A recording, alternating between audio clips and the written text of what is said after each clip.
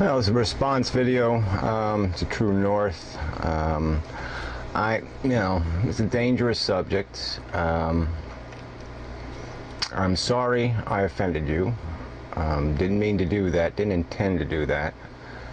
I guess one has an expectation, this is an atheist community, and I sort of considered you, I've been subscribed for you for a long time, because you are usually thoughtful, and I just think this is like any other philosophical subject. I understand your emotion, and I can appreciate it. But if I were to react to every video that's posted, if that's all we're going to do is post propaganda pieces about stuff, and say, no, I won't hear, I won't listen, I won't tolerate any opposing view. I can produce a very sympathetic video about animal rights or something, and if I'm going to, just turn off any viewpoint that says anything other than what I'm trying to say or the emotion I'm trying to convey, that's not really a conversation, it's not a discussion, it's just me producing some propaganda. And I don't mean to call what you're talking about propaganda, because I understand it's an emotional issue. I really do understand that. And I thought I was pretty clear in the other video that I was making comparisons about how it is really grief that is the thing we have a hard time getting past. It really doesn't matter when a person dies. It's always hard. It's always difficult for a lot of people. Even when the end is obvious, even when their life is over, they still can't deal with the end. So regardless, and I thought I made it pretty clear that yes, I have lived this my whole life. I'll tell you a story. When I was 10 years, 10 years old, 9 years old, I was having an argument with my mother in the kitchen, I remember. And I just got so sick of it. And so I took a knife, and I held it to my chest, and I said to her, "One more word, bitch." And I'm sticking this knife in my chest. And I was startled by the reaction I got. And I never did anything like this ever again, just because I was amazed at the terror I saw in her face. And I knew this wasn't a weapon you could use. This is like the nuclear bomb or something. You just don't pull this weapon out.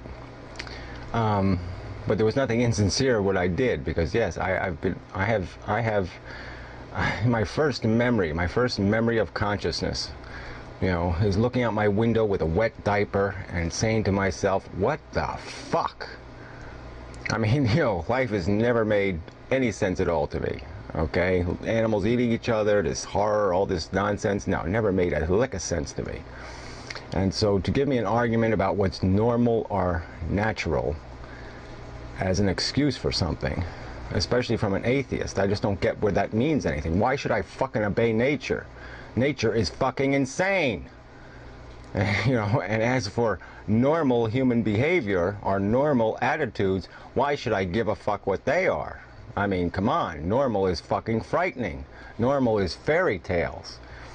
And I'm just saying, on a philosophical level, that we have no proof that life is worth living. There's no logical proof that demonstrates that as a fact, just as there is no proof of God. It is a fantasy, it's a fairy tale, it's a story.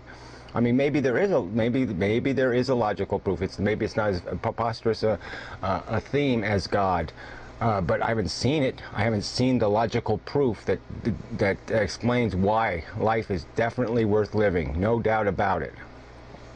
I have made analogies to what we are. I was intending to do a video in my 100 Facts series that was sort of going to be on this subject, and so now I'm probably going to have, this could use two parts. This is a big subject. So this will be, so I'll have an add-on to this. That'll be that video. But like I said, I didn't mean to offend you. I'm sorry you're offended. I still respect you regardless of your feelings towards me, and that's okay. You can really hate what I'm saying. It's perfectly all right. I understand that. I can appreciate it. Let me put it that way. I ain't going to say I'm going to understand it, because I think it's completely wrong. I think it's just as wrong as the presumptions that declared homosexuals abnormal, or anybody else, even atheist abnormal, for Christ's sakes. Any heathenism, any kind of activity that is outside the norm.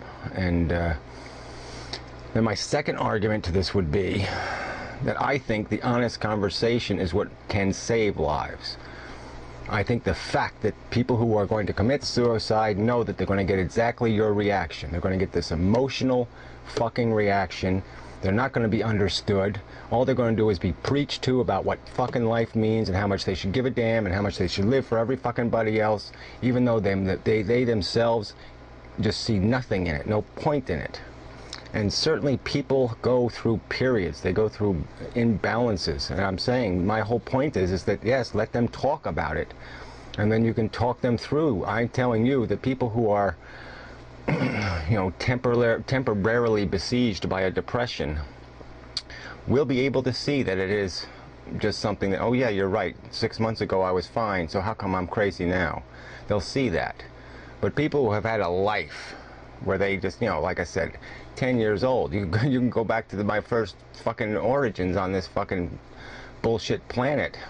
And so I've been living with this for decades. Decades of being suicidal. Decades of it.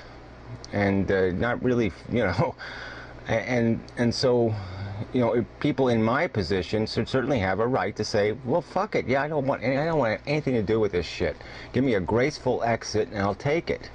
All right, because you're living in a crazy house, and I got no desire to participate. You want to live under these rules, you want to call this civilization? Well, that's your choice. But it's not. I'm not chasing that cheese. I'm not living that life. So anyway, but like I said, I think there needs to be.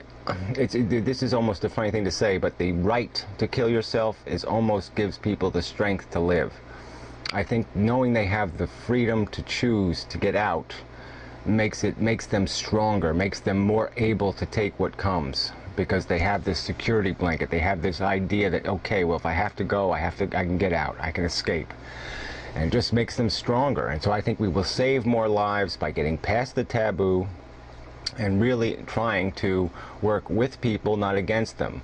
What would be wrong with saying, yeah, put a 1-month moratorium and say, okay, you can submit for a permit to kill yourself, but for that 1 month, we have a right to talk to you. We have a right to try to convince you that you're making a wrong decision. I mean, you'll have a month to work on these people. You know, and at least that would be fair. And then once it's concluded that yes, they are of sound mind, they are capable of making a decision, and that must be respected, because we are a civilized society and we don't sit there and presume somebody to be an idiot based on a fairy tale notion that their life is worth living. I mean, if you had proof, you don't have proof though. You don't have proof that life is worth living. We're here like a fucking animal, like any other slug. There's no proof that a slug is worth being here. There's nothing. We're need balls. We're just balls of need, and we're chasing. And you people want to ride that roller coaster? Sure. Go ahead. Ride it all you want. I'm not stopping you. I'm not saying, oh, we shouldn't let people ride the roller coaster. No, I'm just saying if there are people that sincerely want to get off, and they're not wanting to get off because, you know, they got a hangnail or some other bullshit, then we should let them get the fuck off. And we're not losing anything. We're saving people a lot of pain. We're giving society a chance to rescue people that need rescuing from their own bad judgment, and it's a win-win. There's less suffering, and I think we'll save lives. That's my opinion. My opinion is we will save lives by letting people honestly talk about how they feel, and honestly talk about their despair and their disgust and their depression, and the fact that they can't make anything mean anything. And once you get in, like I said, once you engage in that conversation, then you have a chance to help them see another road, another way. And I think even after that conversation, once you give them the power to make the choice, I think a lot of them will be hesitant, because that power is all they really wanted. The control over their life is all they really want, is control. And once they have that control, they're not going to need to use it, as ironic as that sounds. But I think it works that way. I think it works that way for human psychology. I think a lot of people kill themselves because they can't trust they'll have a better time to do it, or they can't trust that they'll have the strength to do it some other time. So they kill themselves because they know, well, I know I'm going to chicken out, so if I don't do it now, I'm not going to do it, so I'll do it now.